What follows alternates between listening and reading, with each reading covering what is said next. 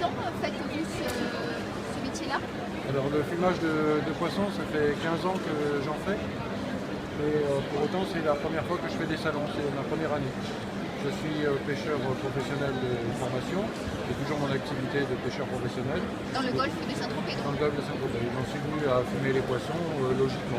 J'ai fumé d'abord mes poissons, puis ensuite le saumon, et ensuite j'ai créé mon atelier de fumage. Et où est-ce que vous vous servez donc en poisson, en saumon?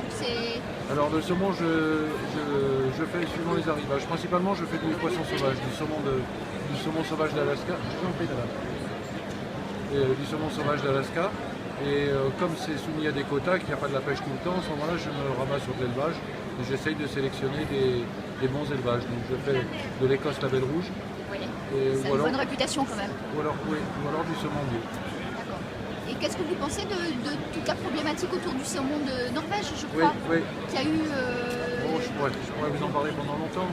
La seule chose que je peux vous dire, c'est que je trouve que c'est très partial comme reportage, tout ce qui a été dit. D'accord. Pourquoi? Parce que je suis allé plusieurs fois en Norvège, je connais quantité de producteurs, de vieilles familles qui travaillent depuis longtemps et qui y mettent tout leur cœur et qui travaillent vraiment bien. Et rien à voir avec ce qui a été dit dans le reportage. Deuxièmement, c'est très partial parce que c'est inexact scientifiquement. Ils prétendent dans ce reportage que la totalité des poissons qui servent à l'élevage en Norvège proviennent des pêcheries de la mer Baltique.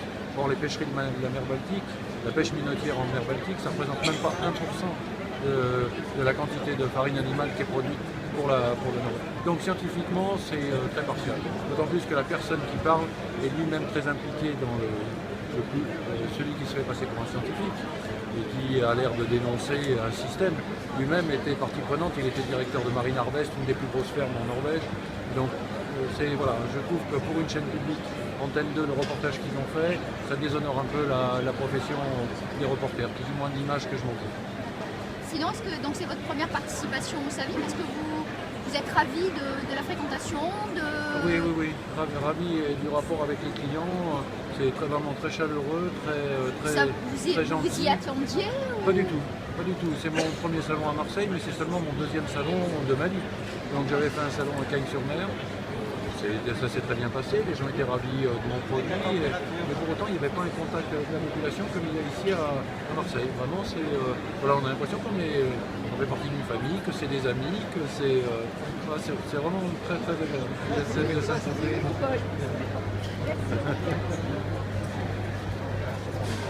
Qu'est-ce que vous faisiez avant? Moi, j'étais directeur d'agence bancaire. Mon épouse était... on s'est connus en 91, pardon. Mon épouse était étudiante en maîtrise d'économie. Moi, je passais également ma maîtrise d'économie sur le tard, parce que j'avais aucun diplôme universitaire. Et puis on s'est rencontrés, j'ai eu le bonheur de l'amener à Margot. Elle a commencé à savoir à toucher le vin, et là elle a dit, moi c'est ça que je veux faire, c'est ma passion. Donc on est parti à faire c'est conseillable. Elle a étudié par elle-même dans des bouquins comme Ribéro Gaillon, Le Penaud. Après elle a pris des cours, non même pas, elle s'est inscrite au truc agricole. Elle a passé son brevet professionnel agricole chef d'exploitation en 6 mois. Et puis on a eu la chance de trouver une vigne en 2000. Voilà, on est parti à fond, quoi. Donc c'était que le sauterne. Et puis après derrière en 2004, elle me dit j'aimerais bien faire du vin blanc sec, c'est le futur à faire. On a trouvé un peu de blanc sec et puis voilà, et puis de fil en aiguille. Vous en êtes venu au rouge après? Et le rouge, on mettait un peu de blanc sec, le grave rouge et le grave blanc, voilà. Et donc les méthodes ancestrales, tout à la main, au pied, monter un peu avec un seau, les blancs secs sur lire les bâtonnages, les sauternes à peine un verre de vin par pied, et puis voilà. Vous êtes déjà primé plusieurs fois, si j'ai bien vu. Bon, on cumule quelques médailles d'or et d'argent, oui. En plus de ça, bon, l'Académie nationale de cuisine m'a demandé de faire partie de l'Académie pour les vins, pour le côté ancestral. Et je parle beaucoup de gastronomie, moi. J'aime bon vivant, donc j'aime bien les accords du vin.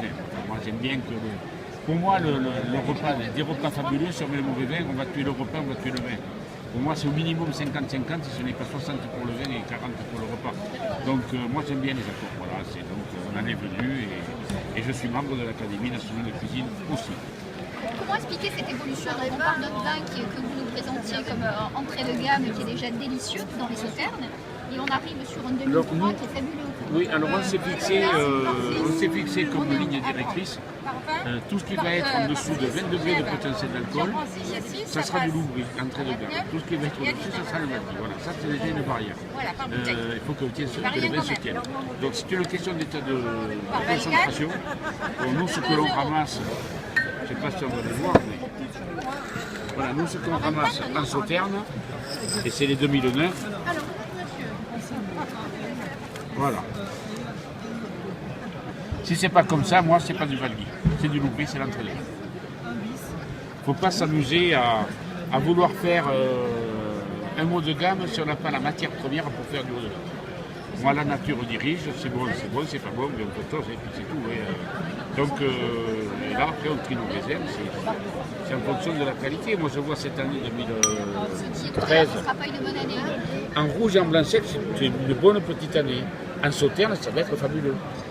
Voilà, parce qu'on a rentré des degrés d'alcool, on va tourner à 20,5 à peu près, avec une acidité magnifique. On va faire des vins qui vont être très gustatifs, très voilà. Donc, et puis après, bon, il y a William Sauvin, c'est ma femme, comme je l'appelle, c'est une magicienne. Elle n'a jamais raté même une petite année.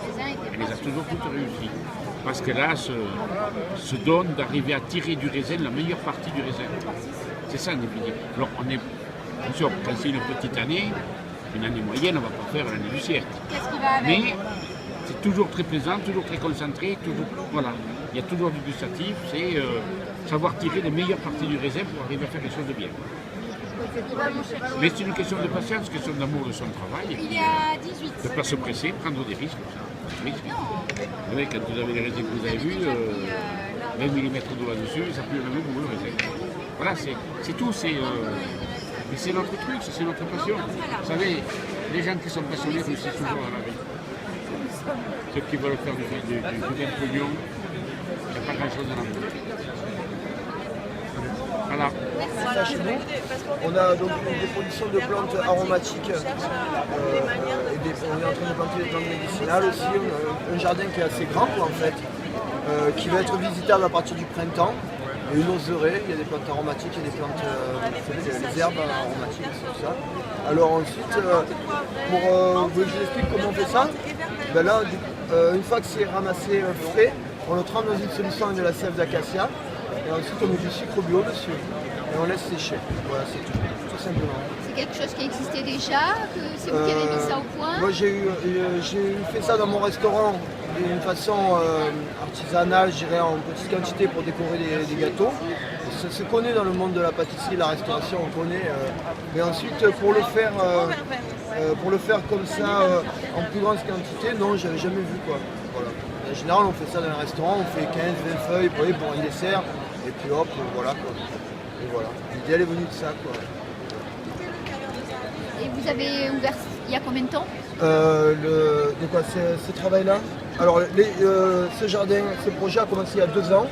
Il y a encore 3 ans de travaux, mais il sera ouvert à partir du printemps. Il n'est pas encore ouvert au public. Et pour ces produits, ça fait 3 mois qu'on a commencé ensemble. Seulement.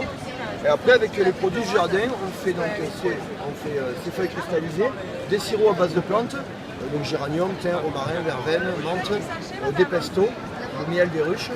Voilà. Et il y a aussi beaucoup de corathème qu'on fait sur place. On vous trouve sur Internet? Vous achetez sur Internet ou pas? Non, pas encore. Non, pas encore. On est en train de le mettre en place. Mais ce sera prêt que au printemps, je pense.